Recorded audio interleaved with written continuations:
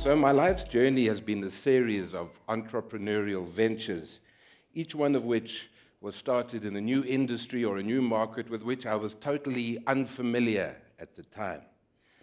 The advantage of starting a new business in virgin territory is that you're not yet contaminated by the conventional wisdom of that industry. You don't yet have a map which will show you the pitfalls and the dangers, and you don't have the X that marks the spot for the hidden treasure. The issue about this is that over the years, I've learned many, many lessons, and each one of those was about starting a new company in a new environment, and there was none more important than the power of servant leadership. Servant leadership. I have run all the induction training programs myself for all the staff that have joined our company over the years. And each time, I ask a simple question: what is the purpose of work? And most people will say, well, it's to make money, and I say that's wrong. Okay, the purpose of work is not to make money. If you've come to make money here, you've come to the wrong place. The purpose of work is to serve people. And if you get that right, well, then you can become a servant leader. You don't go into business to make money. You go into business to serve people, and if you can then serve them well, you will make lots and lots of money. I think you should always put service before reward and people before profit, which is critical.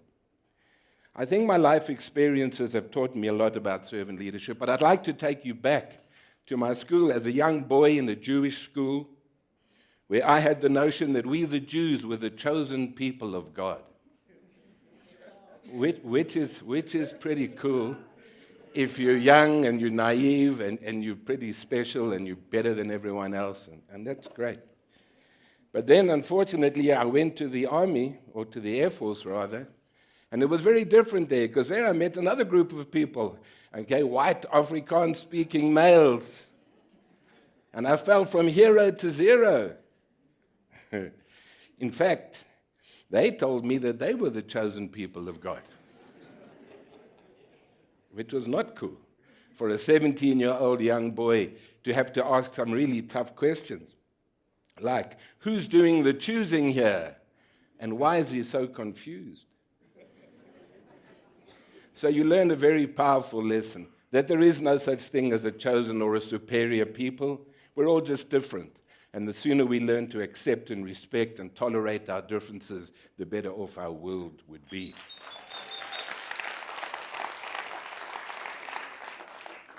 So in 1976, in the midst of the Soweto uprisings against the apartheid regime, I opened my first business. I was 22 years old, and it was a retail discount store. The problem was there I met another group of people for the first time, and they were all black. Black customers, black staff. And then I had huge problems trying to communicate and to relate to these people, and I just couldn't bring myself to earn any sort of credibility or respect from them. I was just simply too young and too white. So I enlisted the help of Ralph Mamela, who came to my aid, and he tried to help me with communication issues with my staff. But sadly, one day, I discovered that Ralph was found handing out pamphlets that were promoting a consumer boycott of white-owned stores. And we were a white-owned store. And he was handing out the pamphlets. And this was my star worker.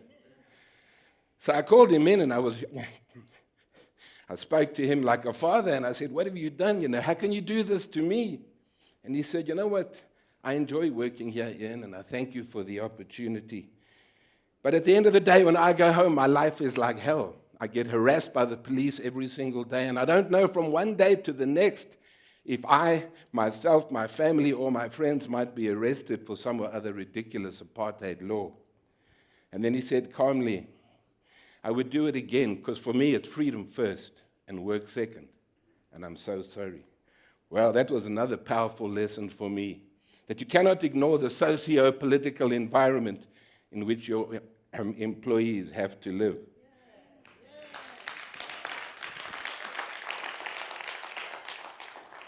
So I went out there and I made it my business to understand the living conditions of our people and also the impact of apartheid on their lives. And it changed my management style from the old traditional power role that said, I'm your boss and you must respect and serve me, to I am your servant and I will respect and serve you. Then I went into the music business. One more time, with feeling.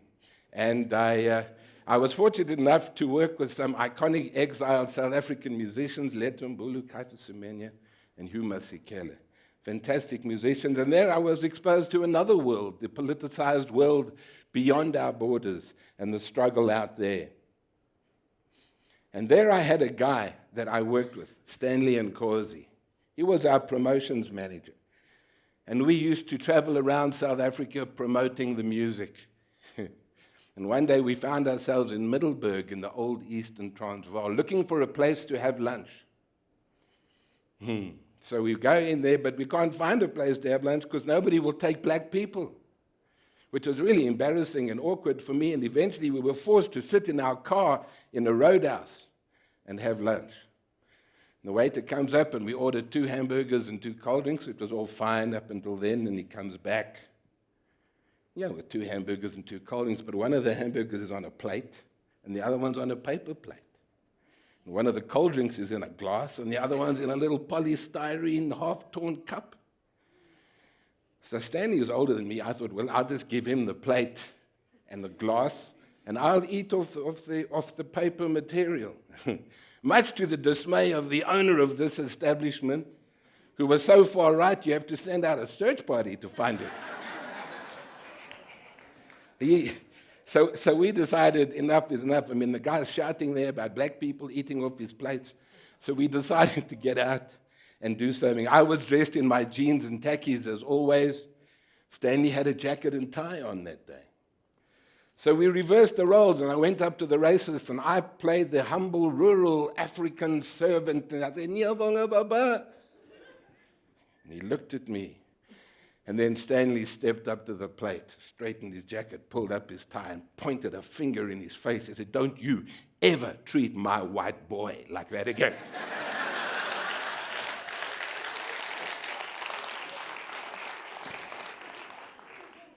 And so to the beauty industry, where with the benefit of ignorance, I stepped into a woman's world, which was also fun and nice and exhilarating and exciting and highly educational, because before all of that, I thought that a Brazilian was a person who lived in Brazil. And that Hollywood was the place they made movies. But now, with the benefit of hindsight and wisdom, I know that they're actually bikini waxers. The important thing about that was the industry was the same as most others, where the employees were trying to just please their bosses. It was all about pleasing the boss and not so much about the customer. And the problem there is that in a typical organization, you have your big boss, you have your staff member, and you have your customer. And if the staff member is forever bowing and groveling and scraping in front of the boss, which part of his anatomy is facing the customer? Enough said. So we, as servant leadership, really is a little different in that the leaders have to serve their staff, who have to serve their customers. And that's pretty much how it works. People ask me, how do you motivate all your staff? Well, I don't think I really motivate anybody, quite frankly. Servant leaders do not motivate people. They inspire people, and more importantly, what they try and do is to try and create a working environment which is conducive to people motivating themselves. And how do you do that? Well, you pay people well, you give them great training and development, you give them the tools that they need, you give them encouragement and support, you give them freedom of thought, and most importantly, dignity and respect. So next time you write a referral letter about Mavis in the admin department, don't say, well, Mavis has been working for us for 5 years. Say rather, I've been working for Mavis for 5 years. And through my help, I believe she's become a great employee who puts service before reward. I would also employ her if I was you. We have a customer service policy, and that's important in our industry, to have a great customer service policy so that your people can go out there and deliver magical service. So this is our returns policy. So it says, when you bring back a product, it says, so you've changed your mind, that's cool. We still love you. Bring it back, no fuss, no slip, no ID, no passport, no unabridged birth certificate, no mother's marriage documents. If it's empty, damaged, half-used, it's not your vibe anymore, or you just need the money for movies instead, no problem. Or the packaging just clashes with your bathroom. Or you made a terrible mistake. Whatever it is, bring back anything, especially your business.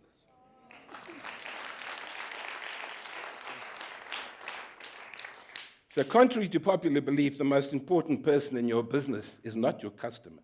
It's the person who is serving the customer. That's the person that is most important. And I think the problem with that is, if you are the only one that's being served by your staff, then you are the only customer you care about. That's a problem. That's a recipe for failure. And what about success then? What does that mean? Well, for me, in the old days, my early days when I was young and naive, success was about money and power and influence and lifestyle and fast cars and fast women and fast everything, basically. Now, with the benefit of hindsight and wisdom and experience and the gray hair that comes with it, it's now about making a difference in other people's lives. That's what it is. Okay, our vision in 2005 was about becoming the #1 leading chain in South Africa of beauty salons. The problem was none of my staff could relate to that. They didn't care if we were #1 or #100. All they wanted was to be inspired, to be needed, to feel worthy, and to be part of something bigger than themselves. So we changed that. And we created a new vision, or what we call our higher purpose. And that is simply to serve and improve the lives of our staff and our customers.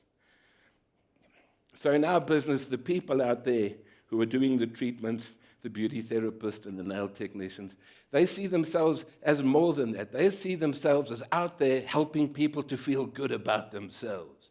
They feel they are touching the lives of people on a daily basis. And that's no longer a job. It's a privilege. And if you want to be a great servant leader, you need to earn the moral authority to lead people to places that they may never have gone by themselves.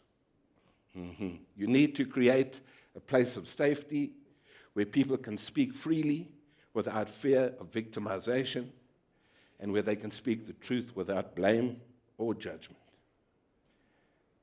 At the end of the day, serve the people who are serving the people. Thank you very much.